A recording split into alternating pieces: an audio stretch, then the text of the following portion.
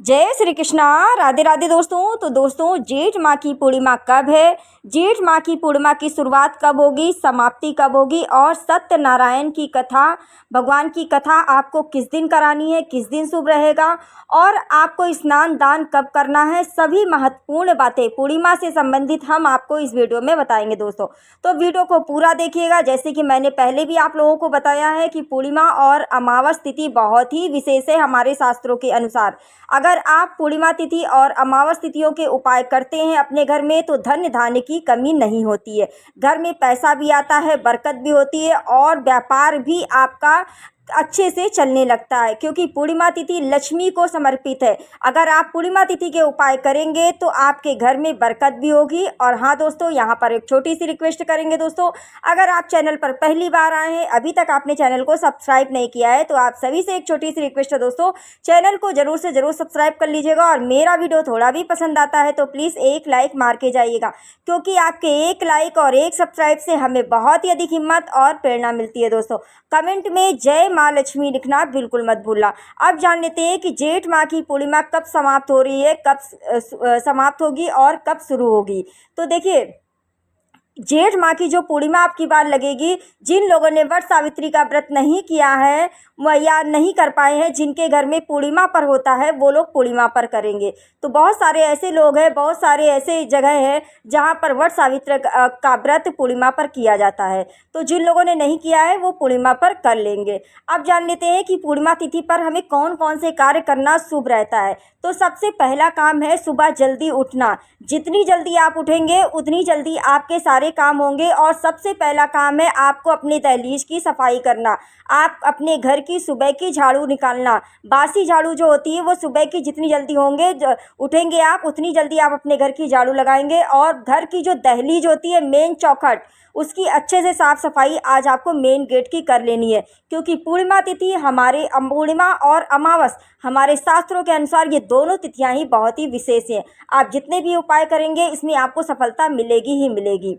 तो देखिए, सबसे पहला काम है आपको अपने घर की साफ़ सफाई अच्छे से कर लेना है। यदि अगर आप कहीं गंगा जमुना तीर्थ स्थान पर कहीं आप जाते हैं स्नान करने के लिए, तो आप जा सकते हैं, क्योंकि स्नान करने को बताया गया है अमावस और पूर्णिमा पर। अगर आप नहीं जा पाते हैं तो घर में एक बाल्टी में पानी भर लीजिए और उसमें थोड़ा सा गंगा जल डाल करके उससे भी आप स्नान कर सकते हैं। हो सके तो पूर्णिमा पर आपको थोड़ा सा हल्दी डाल करके स्नान कर सकते हैं, और अमावस पर थोड़ा सा काला तिल डाल करके।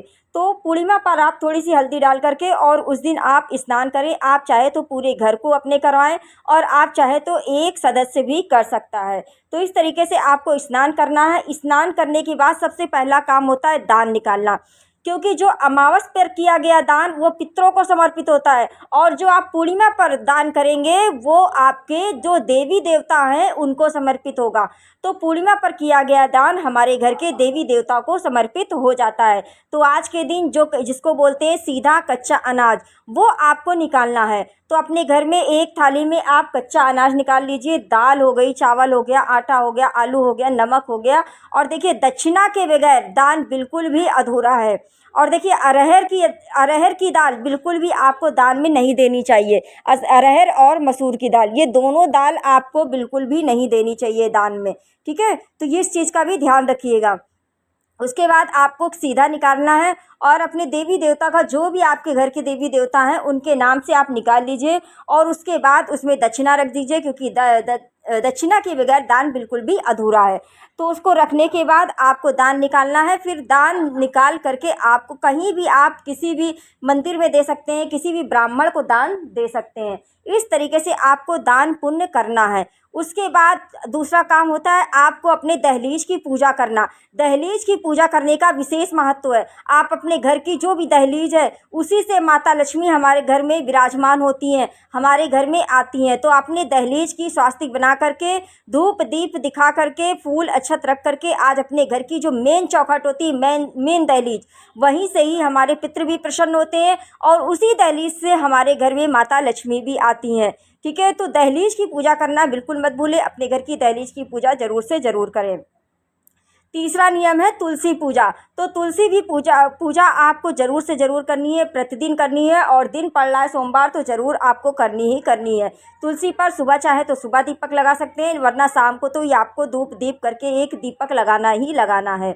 उसके बाद आपके घर में अगर लड्डू गोपाल हैं तो आप लड्डू गोपाल की सेवा पूजा आज के दिन ज़रूर करनी है, क्योंकि माता लक्ष्मी और ये हमारे जो विष्णु भगवान है, माता लक्ष्मी, इनसे ही हमारे घर की धन धान्य बरकत बनी रहती है। तो आप अगर आपके घर में लड्डू गोपाल हैं तो उनकी सेवा करिए, नहीं है तो विष्णु भगवान माता लक्ष्मी की पूजा आराधना आज ज़रूर से ज़रूर विधिवत करनी चाहिए। हो सके तो अपने घर में सत्यनारायण कथा भी करानी चाहिए। सत्यनारायण कथा कराना बहुत ही शुभ माना जाता है पूर्णिमा तिथि पर। इससे हमारे घर की बरकत वापस आती है, हमारे घर में धन धान्य की कमी नहीं होती है, हमारे घर में रोजी रोजगार बरकत सब बढ़ने लग जाती है। इसलिए पूर्णिमा तिथि के ये उपाय हैं, इनको ज़रूर से ज़रूर करना चाहिए। आप जान लेते हैं लास्ट नियम। तो सबसे लास्ट नियम है आपको पीपल के पेड़ की पूजा। तो पीपल के पेड़ की पूजा पूर्णिमा पर ज़रूर से ज़रूर करें। आप शाम को पीपल पर एक दीपक ज़रूर से ज़रूर लगा के आएँ। दीपक ऐसा होना चाहिए, आटे का बना लीजिए, उसमें हल्दी मिला लीजिए और कलावे की बत्ती आप लगा लीजिए। उसमें 4 बत्तियों वाला दीपक लगा करके आपको पूर्णिमा तिथि पर आपको पीपल के पेड़ के नीचे जलाना ही जलाना है। इससे आपके घर में लक्ष्मी आएगी, धन धान्य बढ़ेगा और आपके घर में खुशियाँ आएगी। तो पीपल के पेड़ का विशेष महत्व है पूर्णिमा पर। तो पूर्णिमा पर आप लोग पीपल के पेड़ की पूजा ज़रूर किया करें। सुबह जल चढ़ा के, और घर में आपको क्या करना है, सुबह जल चढ़ाना है, घर वापस आकर के आपको शाम को जाना है एक दीपक लेकर के, जो कि पूर्णिमा तिथि पर आपको दीपक लगाना ही लगाना है पूर्णिमा पर। तो पीपल के पेड़ की पूजा का विशेष महत्व है। और सब करने के बाद आपको 1 लोटा शिवलिंग पर जल ज़रूर से ज़रूर चढ़ाएं। अगर आप अपने घर में छोटा सा शिवलिंग रखे हैं तो भी चढ़ाएं, नहीं रखा है आपके घर में तो मंदिर जाएं, मंदिर में चढ़ाएं। लेकिन ये प्रतिदिन का नियम है, ये पूर्णिमा का नियम नहीं है, ये प्रतिदिन का नियम है। आपको प्रतिदिन 1 लोटा जल हमेशा शिवलिंग पर चढ़ाते रहना चाहिए, जिससे कि आपके द्वारा छोटे मोटे गलती से कोई पाप हो जाता है। जैसे आप चल ही रहे हैं, कोई चींटी या कोई कीड़ा या कोई मकोड़ा आपसे धोखे से मर जाता है या पैर लग जाता है तो वो पाप लग जाता है। तो इसके लिए बताया जाता है, हमारे शास्त्रों के अनुसार बताया गया है कि छोटे मोटे पापों से मुक्ति पाने के लिए, मतलब पापों से मुक्ति पाते रहिए, आपके ऊपर सिर पर भार ना रहे, इसलिए बताया जाता है कि आप 1 लोटा शिवलिंग पर जल चढ़ाते रहे, ताकि आपके ऊपर किसी प्रकार का पाप और दोष लगने ना पाए।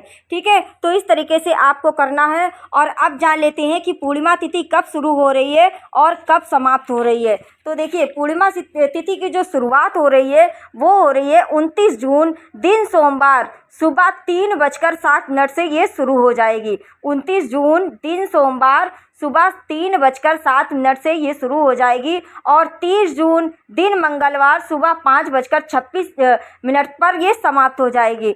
तो ऐसे में देखा जाए तो ब्रह्म मुहूर्त में के अनुसार हमें जो तिथि मिल रही है पूर्णिमा तिथि, वो 29 तारीख को मिल रही है। और 29 तारीख को जो स्नान दान होगा वो 29 तारीख को ही होगा। और जो आप पूर्णिमा पर जितने भी उपाय करेंगे वो 29 तारीख को ही करना शुभ रहेगा।